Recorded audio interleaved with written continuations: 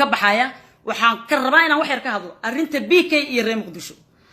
wax yaraan rabaa inaan reer Muqdisho xusuusiyo wax yar adduunkan waa laga tagayaa maanta waa adduun birina waa aakhiro ninka la yiraahdo BK sida dadku inta aqliga u saaxiibka ah ay ogyihiin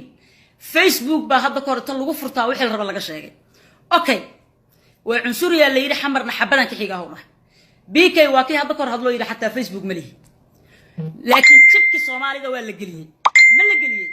hadda markii showgi laga kansalay BK marka maxaa dhacay BK laba mar showga laga kansalay wiilashaas ka kansalay markii la kansalayna Facebook oo dhan wuu isqabsaday digasho Soomaali maxay tiraahdaa midida ka ku galiya iyo kasaa kugu yiraahdo kay xanuun badan kasaa kugu yiraahdo xanuun badan maxaa dhacay markuu BK tagay Somaliland inuu dhaho Muqdisho barteeda iga joogto inta kale halkooda dollar iga badan hadalku la mid yahay idin sheegaa marka haday xusuusto idin ku yartaa aniga dhowr mar ayaan waxaan ka hadlay arrimaha Somaliland waxyaabaha ka dhaco fanaaniinta xidigaha geeska Muqdisho hadda kor lagu xiray si adagaan uga hadlay reer Somaliland inta aqliga u saaxiibka ah suula iyo wada saareen inta qaswadeennada ahna waxay icaynayeen sanadan anoo u kuurgelin ama aan reer Somaliland focus fiican saarin ama aanan calooshooda iyo waxay galaan iyo waxay gudaan aanan baarin inta xumaanta waday ee dhukura ii bixiyay icaynayay qadaadooyinta igu aayay ayaan cuqdad yar ka qaaday waa u xanaaqay waxaan iri dadkan waa cunsuriyiinba waa iska dhaadhiciyeen because maalin kasta ay soo caayaan maalin baa anoo Carmel Mall Minneapolis ka jooga habbi khaliifs aragnay hadal yar oo kululaysi aha ayaan dhahay farxiib hadaan tour aadayna inaan ku raaco waay intee aadna intaan hargeysa ahaynaan dhahay ee hoyga fanka waay waa la dhahaa laakiin aniga ma ogi inay yihiin hoyga fanka muu socotid ma tagay hargeysa walaalayaal waa idin jecel laakiin idin ma soo socdo adduunka dhan iska hora iyaalo ina iga qasaarisaan ma rabi show la kansalana kama bixi karo waa la joogay intii yarayd wati haddana xanaaq iyo cuqdad la igu qaaday anoo Nairobi joog waxaan is aragnay Iglan Saalax way iga wareysata arinta waataan si waadax uga hadloon dhahay walaalahay waa kululeysanayeen xogaa yar way kululeeyeen ana waa kululeysanayeen BK hadalkii aniga iga soo baxay iyo hadalkiisu waa isku mid qofka walaalkaaya marka aad ku digato marka aad ma aragtay aad tiraahdo oo kugu macdahay oo qasaarana uu gaari dad walaalihiis oo Soomaaliyeena ay xumeeyeen waxa dhan uu israacinaya Muqdishona gaar uu leeyahay hay dhaafto because meesha ugu badan ee looga diganay reer Muqdisho ahayn reer Muqdisho oo dhanna ma ahanay cid kasta ama Somaliland ama Puntland ama Muqdisho ama Nairobi meel kasta oo Soomaalidu joogto inta xunxuna la arkaa because way afdheeriyiin inta qaswadadeennada ah inta dadka kala geysa inta qashinka ah ku badan marka inta qashinka ahayd oo arkay wuuna xanaaqay waana bil aadan malaa'ig ma ah marka hadalka BK wuxuu la mid yahay anuguba hargeysana tagaayidi aan dhahay maxaa ka dambeeyay inaan dadkii walaalahay ahaayeen aan ma u tagaayo iyo ma rabo inaan si fiican u barto asxaab badan aan ku leeyahay Bashaara Cali Baantay isaga Mustafa Xasan Nuuri gabdho badan ay kamid yihiin iyo asxaab badan oo wiilal ah Facebook ay igu jiraan inta badan isoo ma aragtay qanciso ee dhahdo walaal ma ku nibcin farxiyo la soco marka arkay dadkii inay nadiif yihiin oo aniga calankooda huwaday because aqoonana marka hore u lahayn baan u yeeshay calankooda waa aniga huwado u heesay dadka halkan ku jira kii ii soo qoraayo Hargeysa rabtaa inaad tagto ama inaad Hargeysa ka soo heystaa rabtaa horta mid aan idin sheegaa iga raali ahaado qof qaswadayna ay soo wacay dhageysta mid aan idin sheegaa horta aniga fan hadii la yiraahdo fanaanka ugu iskoorada badan baan ahay meela iskoor ii olin malaha Hargeysa ku soo hartay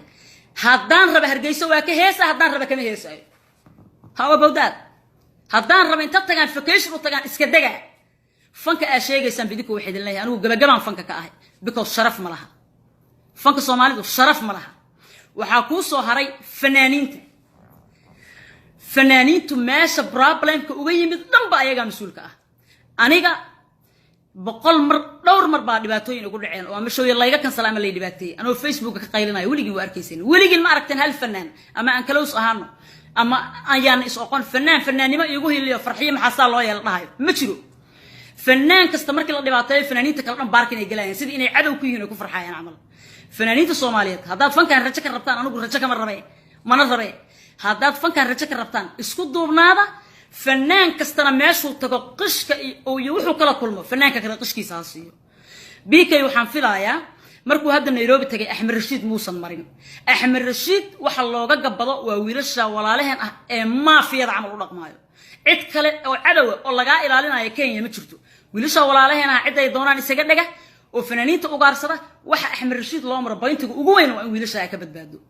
مركب أحمد رشيد لو حنفلا يا أحمد نيك اللي بيكين وش أحمد رشيد مرين واحد عي هذا وين دعين وحنقول يا ريم مقدشو أرنت بيكي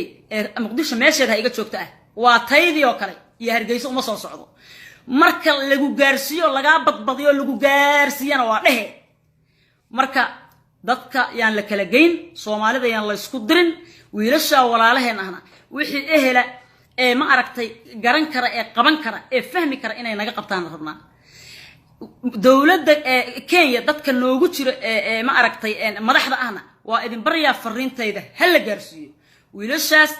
shacab ahaan iyo fanaaniinta Soomaaliyeed waa inay amaan balaaran ka helaan hadii aysan sameynaynin Soomaalihan hal mid fanaaniintan kula talinaya Kenya haddaadan wiilasha yar yar u naagaynaynin oo aadan ayaga aadan dhahayn biliis Kenya ma ka heesi karaa walaalow ha isku tagin haddii kale u gooya Kenya meel kala ka badan meel laga heesaa ka badan yuusan fanaan tagin haddii kale maxaa dhacay in ayaga u naagayso aniga iyo BK isku mid aan ahayn anigu waxaan iri idin lama kulmaayo BK wuxuu yiri idin ma aqaano maxaa dhacay in fanaanka la dhibaatay soo ma okay marka labadii ka u doorlay inaad ku jirtaan bahdilkaas oo aad marka Nairobi tagaysaan wiilasha yar walaalaheen dhuudhuubana dheer cad eelka cascas inaad ma aragtay ayaga aad u naagaysaan oo aad dhahdaan in iga raali ah ama ay ma aragtay ay ku qasaan haddaad raali ka tahayna Axmed Rashiid aad maray Axmed Rashiid ku ooyay shoog waadiga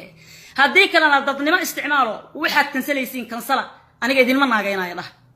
iskuna duubnaado fanaan markii la xumeeyo gees uga soo wada jeesta wiilasha walaalahay ahna su'aashi aan weydiiyay ka soo jawaabaan yaa idin doortay fanaanka Nairobi imaanaya inuu idinka idin soo maro dawlad ma tihiin oo wadanka dawladda iska lahayd iyo Kenyaan ma tihiin hatta Soomaalida dawladda ku jirtay ma tihiin askar ma tihiin ilaaha idin ku dhaariyay waxaas oo ma aragtay cuqdad ah iyo waxaas aad dad ku beeraysan sheekan soo xusuustay wiilba hadda koor wuxuu ugu yiri Nairobi anoo jooga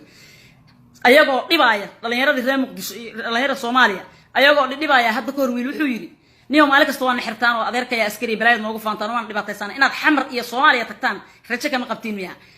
oo aga maxaa iga jira ay dhaheen wiilashi saalaha laba kamid oo hadalka tiri waxaan maqlay inay ta soo tahriibeen Mexico San Diego meelahan ay ku xirnaan jireen oo dadkii la celiyay ahaayeen toos xamar laga dajiyay asa iska baroorteen xamar maad imaanaysaa ma waliga is iriba xamar maad imaanaysaa miyaan is iri haye adduunku meel ma jiro gacan la barkan doono Ilaahay baa ogay Soomaalidu dhahan marka nin naag shukaansaayaan cid loo martin doono lama oga Kenyadaas aad dadka ka xigsanaysaan ee aad dadka walaalihiin gumaysi idinka naga yaqaan oo naga badiyay dadka walaalihiin gumaysanaysiin oo aad xumeynaysiin shacab iyo fanaan waxay doonaan ahaadaane oo aad ka xigsanaysaan Kenya anytime balaaya ka dhici kartaa oo Soomaaliya dhammaan naqaan la dhihi karaa asaad xamar isku subi kartiin iyo Somaliland iyo meel kasta Soomaaliya joogto marka godob ha gelinina xarash dadka kala dhex dhiginina wiilasha walaalahay ah ee reer walaalkay ah curudka hooyaday ayaan wili iyo abtiyaasha iyo kaasanadayda aan wili ku xeerinaa reer walaalkayo Soomaalida Kenya joogta ee walaalihiina ee qurbana aska joogta ee Muqdisho ka timid especially Muqdisho ka timid wiilasha yaryar ugu hanjabaysan waa ku xira iyo ku yeela waa is ogtihiin arqaf Kenya jooga sax waa soo qor waa cabsaha hore laga xiray dadka Kenya jooga hadda sax ma soo qori karaan abursanaan baa ka jirta waa loo sheeganayaa meesha marka walaalayaal waxaas waa ceeb waxaas waa Soomaali kala geys cid la mudan doonana Ilaahay baa og waa idin baryaaya wiilasha walaalahay ah waa idin nasteexaynaya waxa ka waantooba oo iska daaya waana idinka dacwoonaynaa inta daawanaysa iyo inti u leh inay la xiriirto madaxda Kenya wiilasha walaalaheena dadka laga qabto BKna reer Muqdisho ka calool fayoobaada ninka aniga waxaan iri oo kale u buuyiri Soomaa waana gaarsiiseen inta xunaa gaarsiisay waa la gaarsiiyay qofka xumaan lama gaarsiiyo mideeda kale adigu hadii hadda lagu yiraahdo farxiyo way ku nacab tahay oo adigu aad daacad ka tood oo adiga aad jeceshay daacad ka tahay ma isoo jiidanay ma soo ifogeynay BK cunsuri waa leeyahay uu idin nacab yahay leeyahay BK waa fanaan fankiisana aad u jeceshiin fanaan kasta Muqdisho ka soo jeeda BK ka jeceshiin marka BK ma gacaltooya la tusaa oo la soo jiidana ma soo wala fogeynaa oo dhibaatadiisa lagu digana dad waaweynatin aqligan ciidaha isaga gurna nooma siin